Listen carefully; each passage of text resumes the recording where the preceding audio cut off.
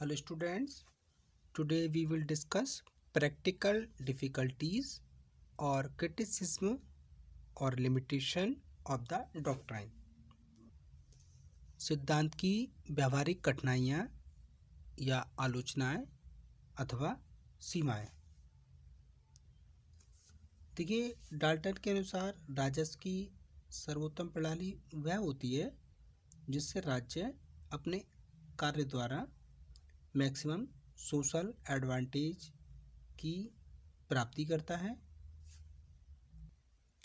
सैद्धांतिक दृष्टि से ये जो सिद्धांत है काफ़ी सरल, उचित और न्यायपूर्ण प्रतीत होता है, लेकिन व्यावहारिक दृष्टिकोण से ये बहुत जटिल है और इसमें बहुत सारी कठिनाइयाँ आती हैं, क्योंकि अधिकतम सामाजिक लाभ का बिंदु वह बिंदु है जहाँ करों द्वारा होने वाली सामाजिक अनुपयोगिता तथा राजकीय व्यय से होने वाली सीमांत उपयोगिता समान होती है, लेकिन व्यवहार में ऐसी उपयोगिता और अनुपयोगिता को मापना कठिन होता है, क्योंकि डाल्टन ने खुद कहा है कि ये कार्य अत्यंत कठिन है। फिर भी राज्य अधिकारियों का ये कर्तव्य बनता है कि वे इसे यथा संभव भली प्रकार से समझने की कोशिश करें, क्योंकि इसके अलावा अन्य कोई व्यावहारिक उपाय नहीं होता है। तो इस प्रकार से सरकार द्वारा व्यय प्राय भविष्य और दीर्घकालीन दृष्टिकोण से किए जाते हैं और उसका फल तुरंत नहीं मिलता। मतलब सरकार जो भी खर्चा करती है, व्यय करती है, वो दीर्घकालीन दृष्टिकोण के हिसाब से करती है। जैसे एजुकेशन पर किया गया खर्चा दीर्घकालीन में मतलब दीर्घकाल में उपयोगिता देता है, जबकि जनता पर उनका कार्यभार जो होता है वो तुरंत पड़ने लगता है। तो हम ऐसी सिचुएशन में भविष्यकालीन लाभ और वर्तमान त्याग के बीच में कंपैरिजन करना बहुत ज़्यादा कठिन हो जाता है, जिससे सोशल जो एडवांटेज है, मैक्सिमम सोशल एडवांटेज की जो कॉन्सेप्ट है, वो हमें एक कल्पना की तरह लगने लगता है। लोक वित्त में सरकार पहले व्यय की राशि तय करती है, फिर उसको पूरा करने के लिए साधन जुटाती है। मतलब पहले तय कर लेगी कि उसको कितना कितना एक्सपेंस करना है और फिर उसको अचीव कैसे किया जाए, उसके लिए रिसोर्सेज जुटाती है। लेकिन यदि आवश्यक मात्रा में कर प्राप्त ना हो तो क्या करना होता है? या तो हमें जो व्यय के लिए हमने अमाउंट जुटाया, व्यय के लिए अमाउंट तय किया है, उसमें कटौती करनी होगी, या हमें घाटे की वित्त व्यवस्था को फॉलो करना होगा, या फिर क्या होगा, कभी कभी ऋण लेकर भी व्यय की पूर्ति की जाती है। तो हम यहाँ पे सिचुएशन देखें तो दोनों ही सिचुएशन में करभार या अनुपयुक्तता का मान लगाना कठिन हो जाता है, क्योंकि अगर मुद्रास्फीति देखें तो मुद्रास्फीति संपूर्ण समाज पर अप्रत्यक्ष रूप से एक कर होता है और जो ऋण भावी पीढ़ियों पर अधिक भार डालता है। तो इन दोनों के प्रभाव जो होते हैं हमें वो लंबे समय के बाद दिखाई देते हैं, अतः इसके वास्तविक अनुमान का लगाना कठिन होता है। तो इस प्रकार से सिद्धांत की लिमिटेशन होती हैं। राजस्व की क्रियाओं पर आर्थिक घटकों का ही नहीं, बल्कि जो हमारे गैर आर्थिक घटक होते हैं, राजनीतिक घटक हैं, इनसे भी अफेक्टेड होता है। तो हम अधिकतम सामाजिक लाभ को माप नहीं पाते हैं। इसके अलावा अगर हम ये मान लें कि करारोपण से हमेशा समाज को कष्ट होता है, जबकि व्यवहार में कभी कभी ऐसा नहीं भी होता है, क्योंकि आपने देखा होगा कि गवर्नमेंट ने जो भी हानिकारक वस्तुएं होती हैं उन पर अधिक कर लगा रखा है। जैसे कि नशीली वस्तुएं, उन पर अधिक टैक्स लगाया है। इसका कारण भी है क्योंकि अधिक टैक्स लगाने से उसका जो उपयोग होगा वो समाज कम से कम करेगा, समाज को कम कष्ट होगा। तो इससे क्या होगा, समाज को कष्ट के स्थान पर उपयोगिता मिल सकती है। इसलिए करारोपण जो होता है कभी कभी अच्छे प्रभाव भी देता है। इसका जो सिद्धांत है वो सार्वजनिक ऋण पर भी लागू नहीं होता है। जब सरकार सार्वजनिक ऋण लेकर सार्वजनिक व्यय करती है तो ये नियम क्रियाशील ही नहीं होता, क्योंकि इस ऋण पर जनता को कोई सार्वजनिक व्यय करती है तो ये नियम क्रियाशील नहीं होता है, क्योंकि इस पर जनता को कोई त्याग नहीं करना पड़ता, बल्कि वह ऋण के बदले ब्याज प्राप्त करता है। तो सिद्धांत को मापने संबंधी इन कठिनाइयों के कारण ही मैक्सिमम सोशल एडवांटेज के सिद्धांत को व्यावहारिक जीवन में लागू करना कठिन है। ये कठिनाइयाँ उसके प्रयोग के क्षेत्र को लिमिटेड कर देती हैं। लेकिन अगर सिद्धांत को हम मोटे रूप में पितृलोक की क्रियाओं के लिए मार्गदर्शन करता है तथा इस बात पर बल देता है कि बजट का जो प्लानिंग की है वो अधिकाधिक कुशलता के साथ की है, तो ठीक है, उसको ऐसे करना भी चाहिए। क्योंकि डाल्टन ने ये भी लिखा है कि ये जो सिद्धांत जितना आपको सरल दिखाई देता है, स्पष्ट दिखाई देता है, लेकिन व्यवहार में इसको अप्लाई करना उतना ही ज़्यादा कॉम्प्लिकेटेड है, बहुत ज़्यादा कठिन है। अब हम बात करें economic test of social advantage, मतलब सामाजिक लाभ की आर्थिक कसौटी।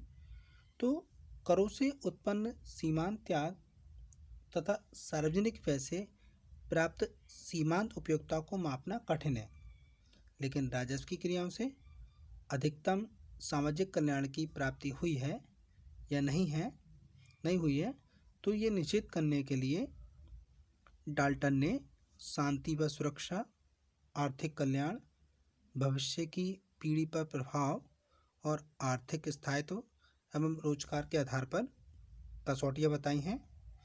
क्योंकि शांति और सुरक्षा बनाए रखना सरकार का मौलिक कर्तव्य है। वह देश को विदेशी आक्रमणों और देश के अंदर जो आंतरिक अशांति बनी हुई है और जो अव्यवस्था फैली हुई है उसे बचा के रखे, उसकी सुरक्षा करे। इन उद्देश्यों को की पूर्ति करने के लिए सरकार को कुछ खर्चे भी करने होते हैं, जैसे कि पुलिस के लिए खर्चा कर रही है, नई जेल बना रही है, न्यायालयों का निर्माण कर रही है, सैनिकों पर खर्चा किया जा रहा है। तो ये व्यय जो होते हैं अनुत्पादक होते हैं, फिर भी इनको हम न्यायमुक्त मानते हैं। लेकिन ये भी महत्वपूर्ण है कि सुरक्षा पर लगातार बढ़ते हुए व्यय को हमेशा हम ठीक नहीं कह सकते। इसलिए डाल्टन ने भी लिखा है कि राज्य का आंतरिक और बाह्य नीति शांतिपूर्ण और न्यायपूर्ण होना चाहिए, जिससे ना तो विदेशी आक्रमणों को मौका मिले और ना ही हमारे जो इंटरनल झगड़े हैं वो ना बढ़ें। इसके अलावा डाल्टन की ऐसी मान्यता है कि समाज के लाभ को अधिकतम करने में आर्थिक विकास का भी प्रमुख योगदान है। जैसे हम अगर उत्पादन में वृद्धि करें, तो उत्पादन में वृद्धि का मतलब हुआ कि जब हम कम से कम प्रयासों से मैक्सिमम प्रोडक्शन करें, या हमारी प्रोडक्शन प्रोसेस में ऐसा सुधार हो जिससे जो आर्थिक संसाधन हैं उनका हम अच्छे से प्रयोग कर सकें। उत्पादन का स्वरूप भी ऐसा हो ताकि समाज की जो भी नीड है उनको हम अच्छी तरीके से पूरा कर सकें।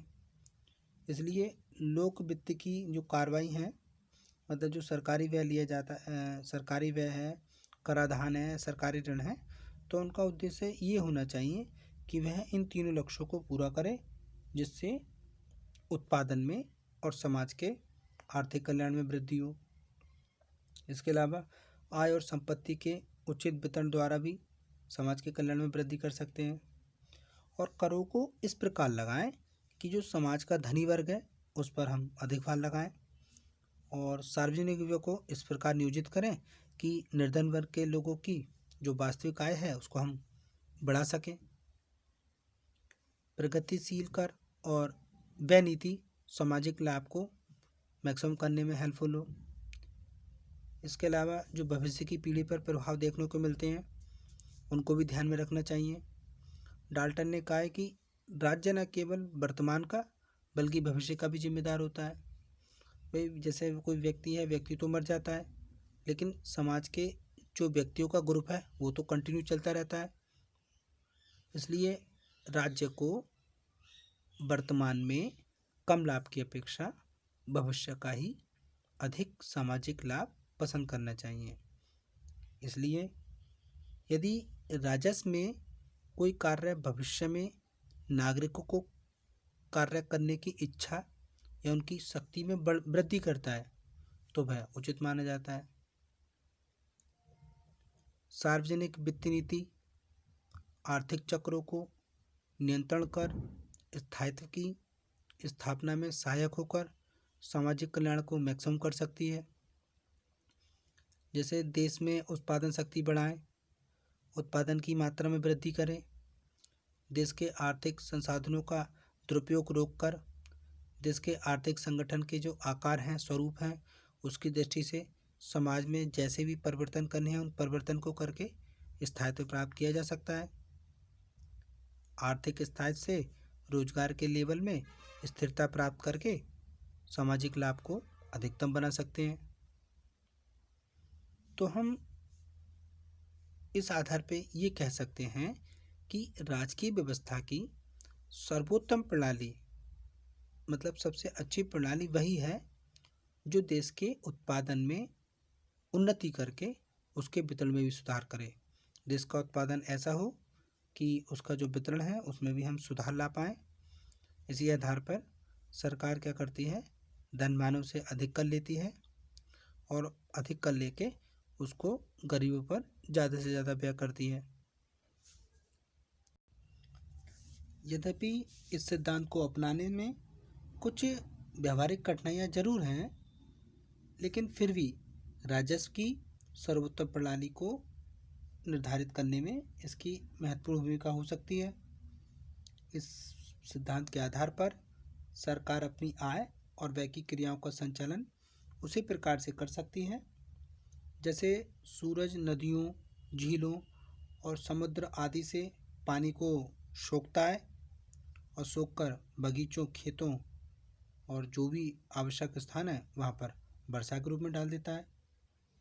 तो वास्तव में वह सिद्धांत राजस्व की इस समस्या को हल कर सकता है कि समाज के आर्थिक संसाधनों का सर्वोत्तम प्रयोग किस प्रकार हो सकता है तथा इस सर्वोत्तम उपयोग को व्यवहार के रूप में देने के लिए सरकार किस प्रकार से कंट्रीब्यूशन कर सकती है और समाज को अधिकतम सामाजिक लाभ प्राप्त करने में कितना प्रयास करती है। तो आज की वीडियो में इतना ही। आगे इसको हम नेक्स्ट वीडियो में कंटिन्यू करेंगे। Thank you very much students.